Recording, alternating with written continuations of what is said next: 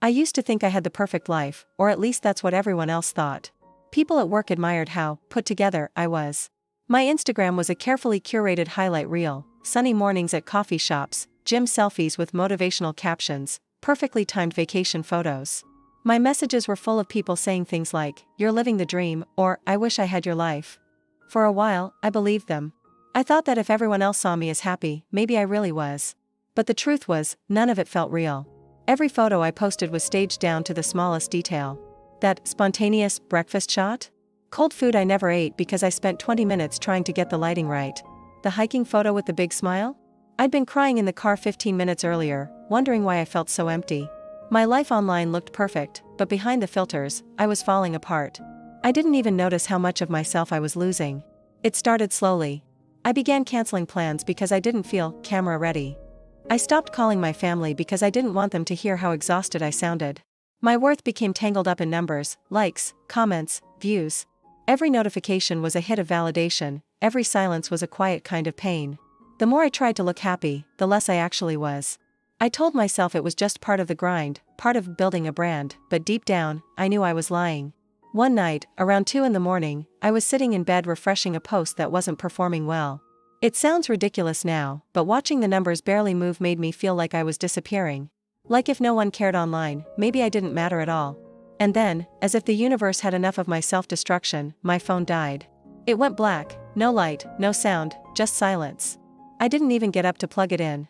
I just sat there, staring at the blank screen, realizing how much of my life revolved around this tiny glowing rectangle. Without the noise of notifications, the world suddenly felt still. I could hear the rain tapping against my window.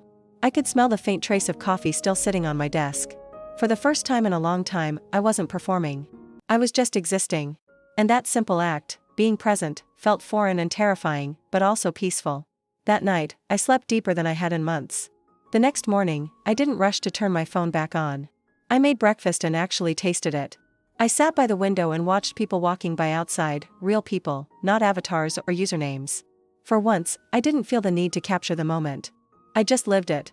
And that's when it hit me, I had spent years trying to document a perfect life instead of actually living one. Things are different now. I still post sometimes, but I don't chase perfection anymore. I don't edit out every flaw or pretend to be endlessly happy. Some days are good, some aren't. But at least they're mine. Funny enough, the more real I became, the more people seemed to connect with me. It turns out, people don't want perfect, they want honest. They want to know that it's okay to have bad days, that it's okay to be human. I think that's the secret cost of our perfect lives. We trade authenticity for validation, presence for approval. We build walls of filters and captions so high that sometimes we can't even see ourselves anymore. But the moment we stop trying to be perfect, we start becoming whole again.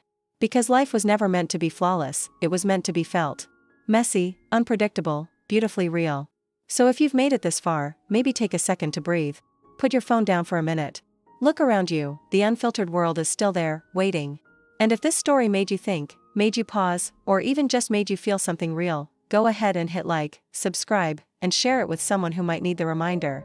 Because sometimes, the most beautiful lives are the ones that aren't perfect at all.